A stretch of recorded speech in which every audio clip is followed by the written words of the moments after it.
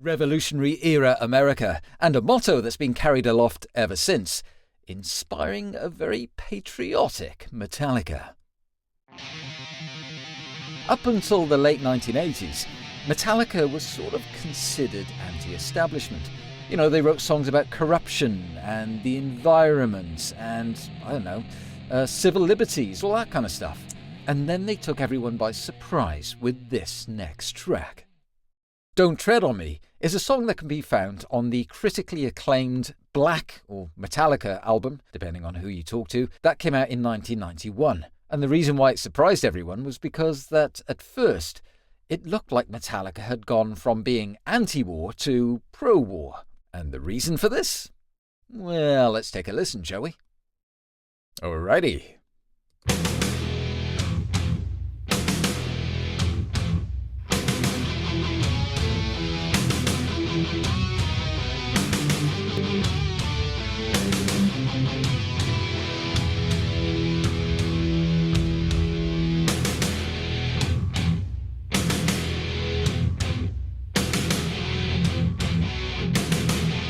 Oh, I like that extra riff.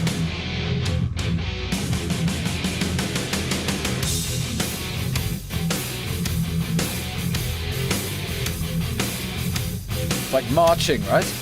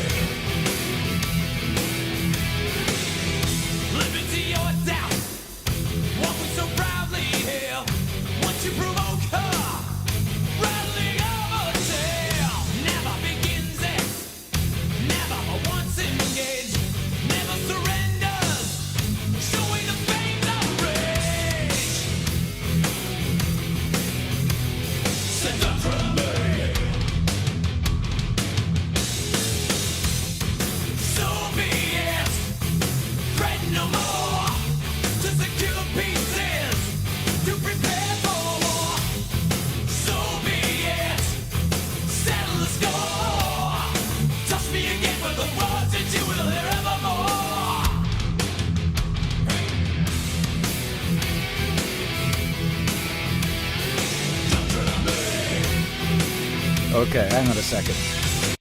Don't tread on me! Yeah, that's a Hetfield getting the crowd going kind of thing, right? They put in this extra riff right at the beginning, in between the drum beat, which really goes well, and then goes boof straight into this kind of marching kind of feel about it. But prior to that, actually, I forgot, prior to that, you have this, their version of that famous song from West Side Story, right? Not that I know West Side Story very well, but I know the song, America, you know. Even if you don't know it's from West Side Story, you've heard it, right? So why are we saying America? And in West Side Story, that song is like being proud of America. So I'm guessing Metallica are setting out their stall in terms of there's an element of patriotism in this. Just quickly, off a totally different tangent, did you know that West Side Story was inspired by Shakespeare's Romeo and Juliet? No less. There you go. Right, back to the song. So Don't Tread on Me sounds like a warning. Sort of like be careful. Liberty or death. What we so proudly hail. Once you provoke her, rattling of her tail. Never begins it. Never, but once engaged, never surrenders, showing the fangs of rage. I said, don't tread on me. Yes. Rattling of a tail. Well, it's a snake, right? And there's a snake on the front cover of the album as well. A coiled snake. So, the phrase, don't tread on me, is actually a political slogan that dates back from the American Revolutionary War. And a symbol, and that symbol being a coiled snake, which can be found on the, let me just make sure I've got the Gadsden flag. So, the Gadsden flag, it's a very important flag in American history. And it was named after a chap by the name of Christopher Gadsden, who was the leader of the South Carolina Patriot movement during the Revolutionary War. Now, by all accounts, Mr. Gadsden actually spent a lot of his youth in England and went to school there. And actually, he was in Bristol, which is in the southwest of England. Now, at the time, Bristol was one of the major ports in Britain for slaves. I mean, I think it was the main one for the slave trade for the British. And ironically, when Gadsden goes back to North America and he goes to South Carolina, and as it just so happens that South Carolina would end up receiving the highest number of African slaves in North America. And this was very interesting because I found that the majority of those slaves would come ashore in Charleston on a wharf by the name of Gadsden's Wharf. Yeah. So anyway, that's where the coil snake and the phrase "don't tread on me" kind of derives from. Liberty or death. Liberty or death is kind of freedom or nothing, I suppose. So be it. Threaten no more. To secure peace is to prepare for war. So be it. Settle the score. Touch me again for the words that you'll hear evermore. Hey, don't tread on me. That's essentially "don't mess with me," really, isn't it? Me being America. To secure peace is to prepare for war. In other words, it's like using the power of the military as a deterrent, maybe, which is a bit like what happened in the late 20th century in the Cold War, when you had, the threat of all-out nuclear war between Soviet Union and the US, and actually it meant that there was a stalemate and nobody attacked. It essentially meant there was peace. It acted as a deterrent. Let's get back to it.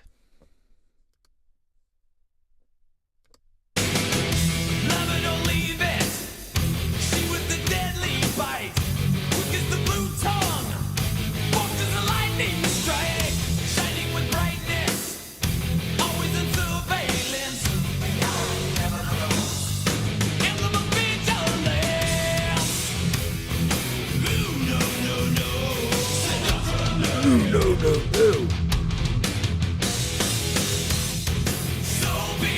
So this is the chorus, right?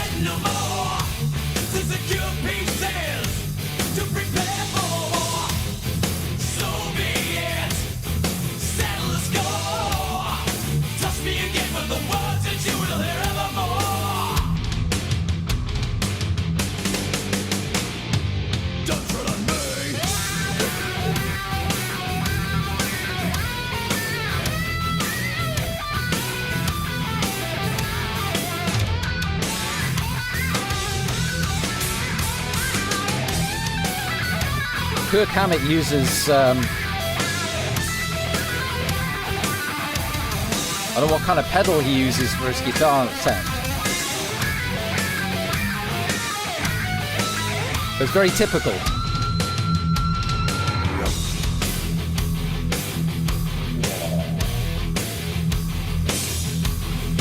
Oh, that's good.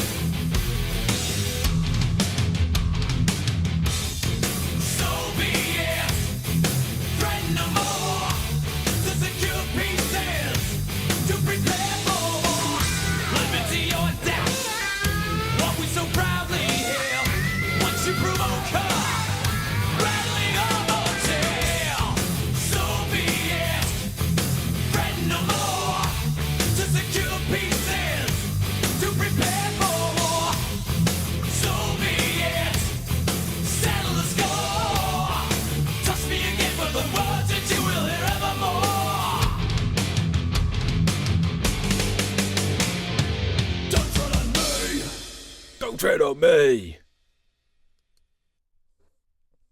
Oh, that was proper, that was, wasn't it? I mean, obviously the whole analogy around snakes, or a snake, is in the text, you know. Love it or leave it, she with the deadly bite, quick as the blue tongue, forked tongue as lightning strike, shining with brightness, always on surveillance, the eyes they never close, emblem of vigilance. I do like that, oh no, don't tread on me. This chorus, right, Metallica always have this knack of being able to put in a melody in a really heavy track, and that, I guess, is one of the ingredients why there's such a massive band, I suppose. So we're going to have to talk a little bit more about the flag, because there's a bit more of a story behind what I said earlier.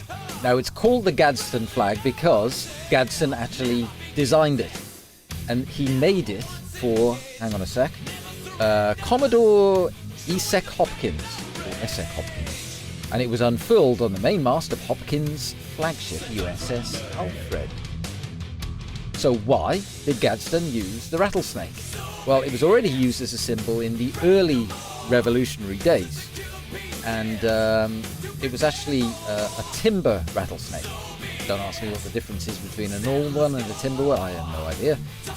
But it was used as a symbol of unity for the 13 colonies, obviously British America, right? Now, this unity was characterized in a political cartoon called Join or Die, which depicted disunity in the American colonies. Now, apparently, Benjamin Franklin is the guy behind this cartoon. And as it says here, it is the earliest known pictorial representation of colonial union produced by an American colonist in colonial America. Lots of colonials in that sentence.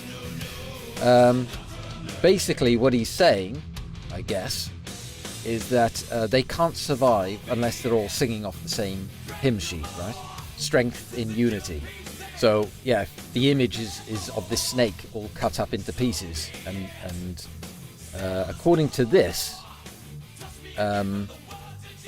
it's based on a superstition that if a snake was cut into pieces and the pieces were put together before sunset, the snake would return to life. Yeah, they're joining forces and they become more powerful. And apparently the rattlesnake was a means of symbolizing the ambition of New America, I suppose, in contrast to old Europe.